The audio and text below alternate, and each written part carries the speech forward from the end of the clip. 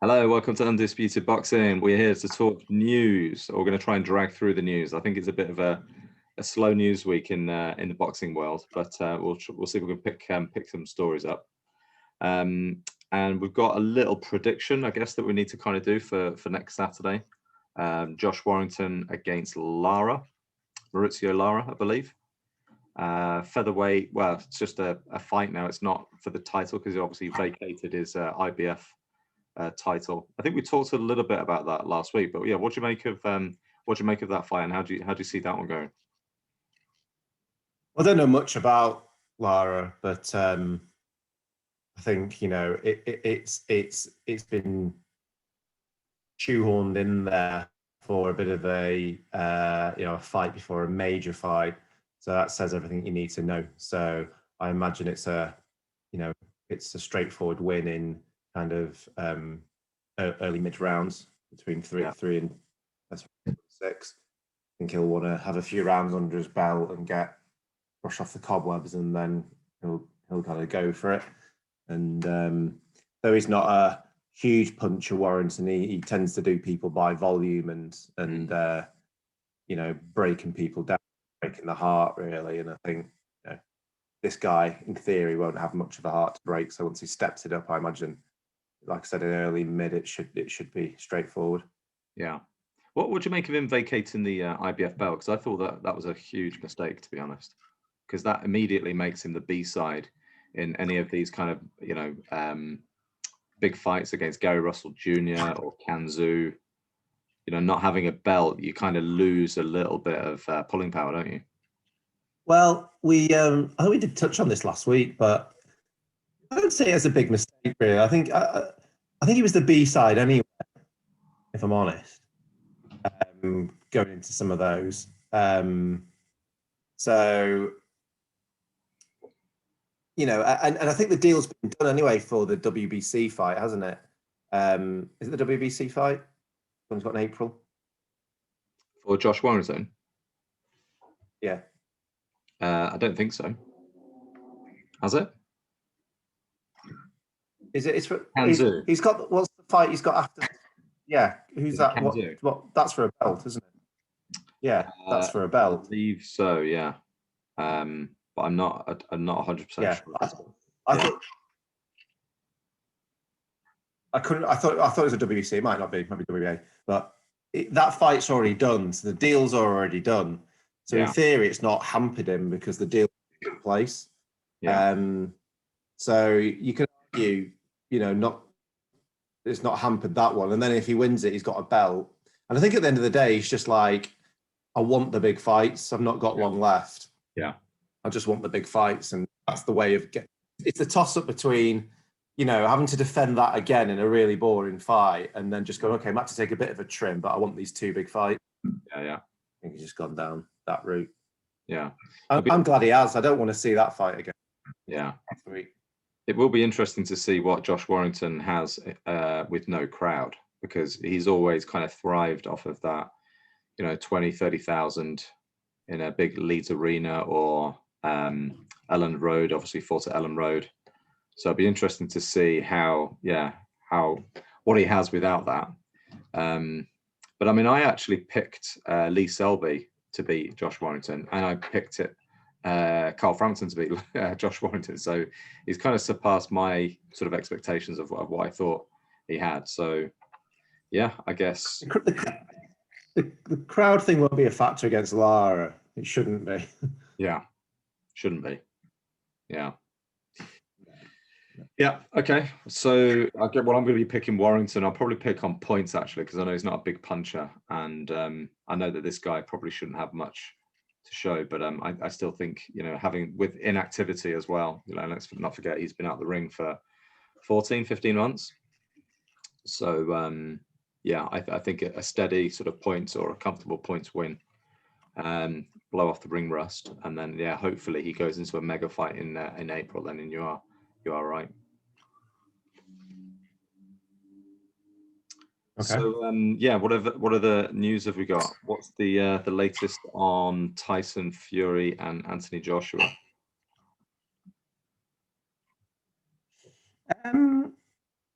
I mean, there's the where's it going to be?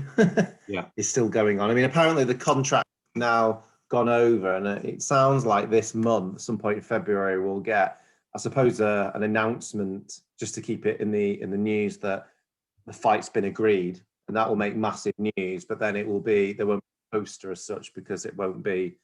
I don't think there'll be a place sorted out or a date at that stage.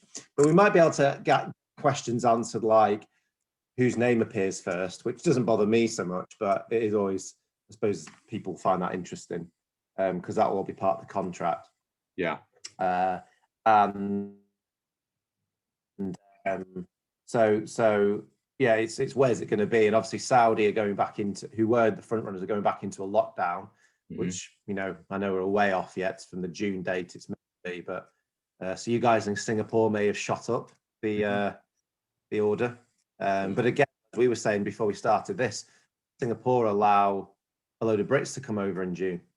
And then if not, I suppose the fighters and Hearn and co aren't bothered because they've got the site fee, but will there be a big kickoff? So I don't know, there might be a few kind of hurdles. And the big thing that's broke over the weekend, and again, this is just potentially the media cooking something up because they've not said where their sources are. So I don't know how it works, whether they can just say our sources and they can just get away with it, but just to stir, is that there's claiming that the pay-per-view price in the UK may be 40 million. And talks, yeah, sorry, £40. Yeah, what did I say? Yeah, £40. 40 million. And oh, yeah, £40. And the you know, TalkSport kind of broke that, and there's been a lot of people commenting on it. It could well be. I think I'd be a bit surprised if it's that high. I thought it would be more like, I still thought it'd be one of the more expensive ones, like $29.99. To be honest, I'd still pay that, and that's the problem. This is a massive fight. It's almost, I'm not going to say quite a once in a lifetime fight, but it's definitely once in a decade fight, definitely.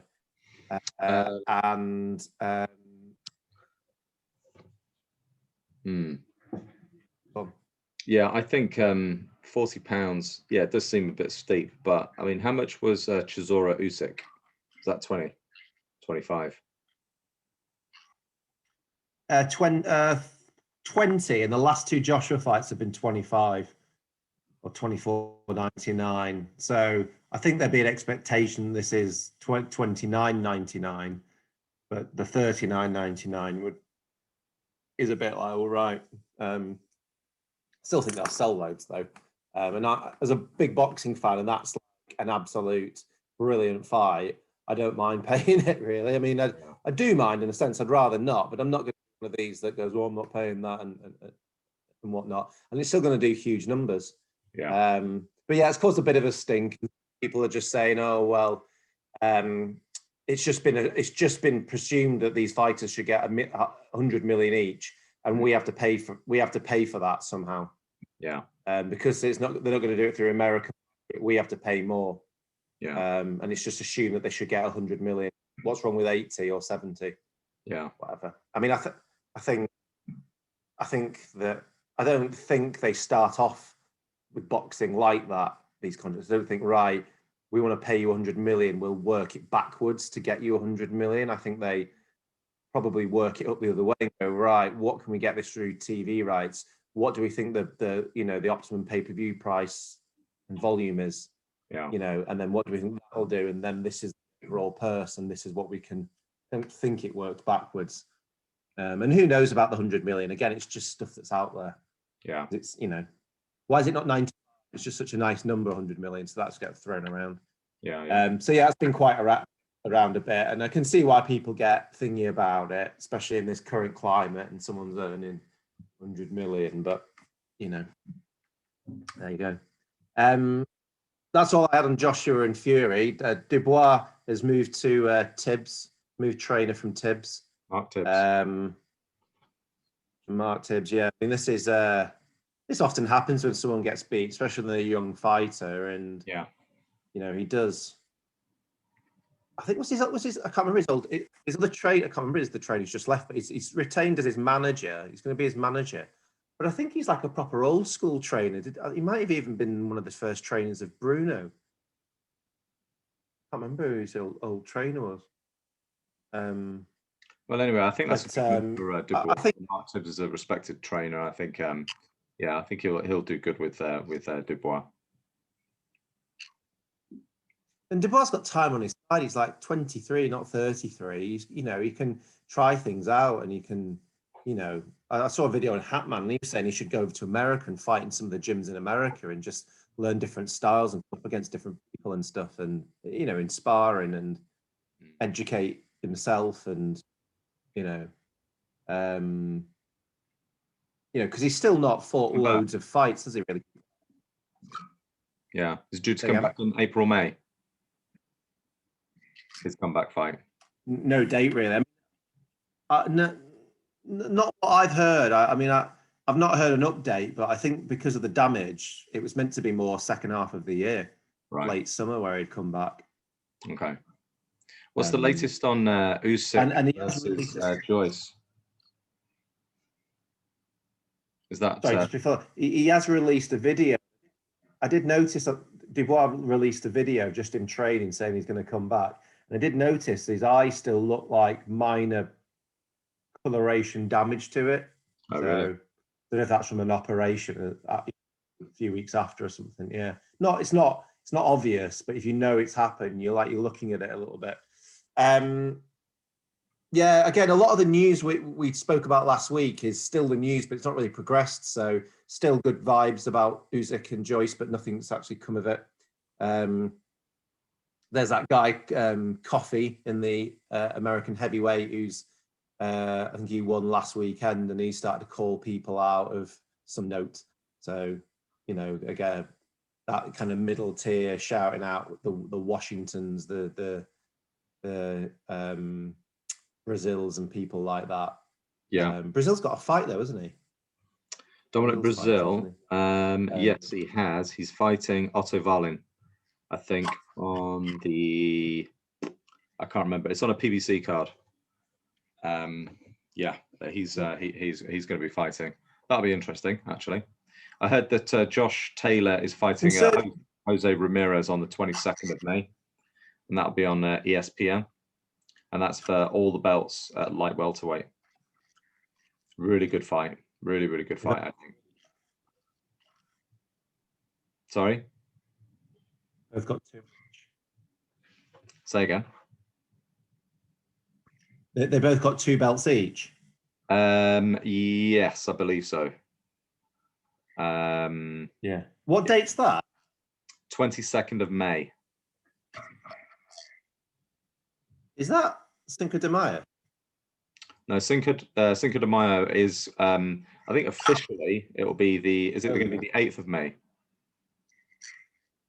Okay. That's when Canelo. I just heard rumors they might clash, but obviously. I think there was talk that they might clash, but I think they've seen sense now, and they've now put it on another date. Okay. I don't think anybody's going to watch the Canelo fight. When's Yeah.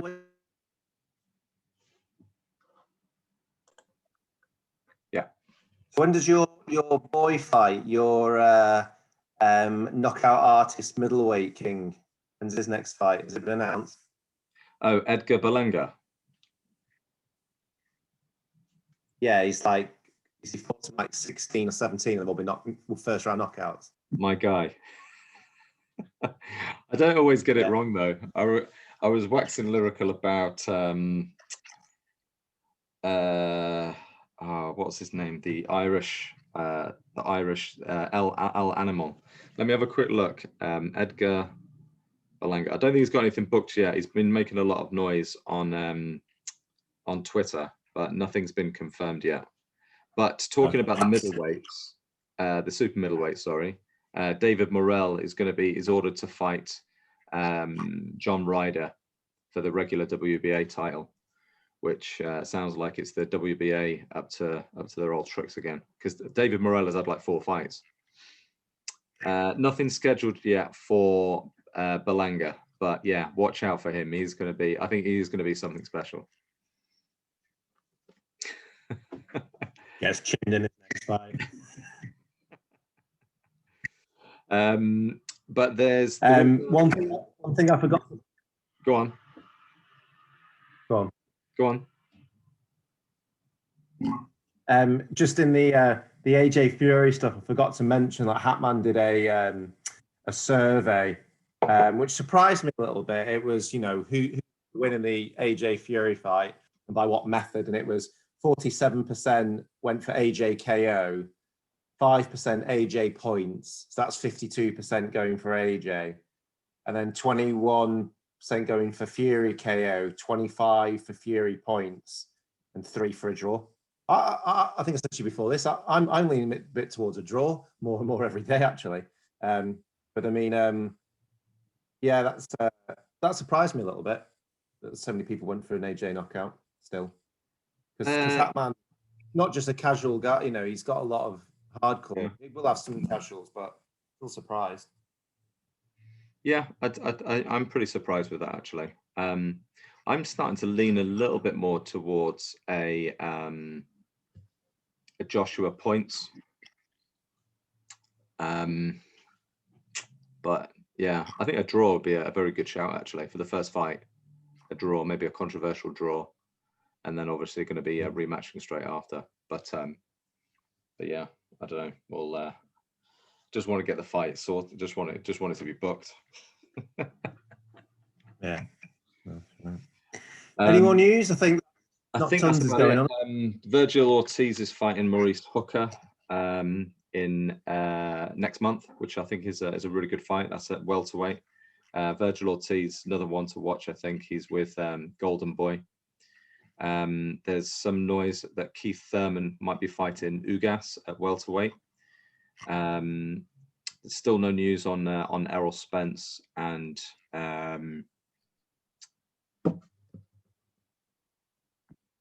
drawing a blank now. Errol Spence and Terence Crawford. I just don't think that's going to happen. Can't see that fight happening. It's gone very, very quiet at the moment. Yeah. George Kambosos looks like he's going to be fighting Teofimo Lopez this year. I think that'll be his mandatory. And again, all of these lightweight kings, I just can't see them fighting each other. It looks like Ryan Garcia is going to be fighting Pacquiao. Gervonta Davis will probably do his own thing, and Devin Haney will probably defend. So yeah, it's a bit frustrating, really. I think that lightweight scene, it would be good to see something happen there, but I just can't see it happening, to be honest. Not anytime soon, anyway. But yeah, until they can get like a big crowd as well. Yeah. Shakur Stevenson's calling out Lomachenko at featherweight, super featherweight. That'd be a good fight. I'd quite like to see that. Be interested to see what Lomachenko is going to do next. It doesn't look like he's going to get the rematch, and yeah, looks like he doesn't want to hang around. I think he wants to get back in the ring with somebody. But yeah, no, I think that is about it. Not really much news kicking around. Hopefully there'll be more announcements this week, and should we do a prediction on David Avanesian versus Josh Kelly, which is on the 20th of Feb? Yeah, I think next week we do a kind of a Warrington fight review. Might only be short. Then we do the Kelly fight prediction, and we do news, and hopefully there's some bigger announcements this week come through. I mean, it'd be great if Usyk was announced, but we get this. It's always like we're a week away, and you basically just need to stick another 2 or 3 weeks on whatever they say, don't you? Yeah. Let's also do a prediction for Miguel Berchelt versus Oscar Valdez, because that's also on the same night in America. I think that's going to be that's an interesting matchup. Just do a prediction on that one as well. Might have to research that one. Might have to research that one. All right, cool. Let's wrap it up. Mate. Okay, mate. Stay safe. Speak to you soon. See you later.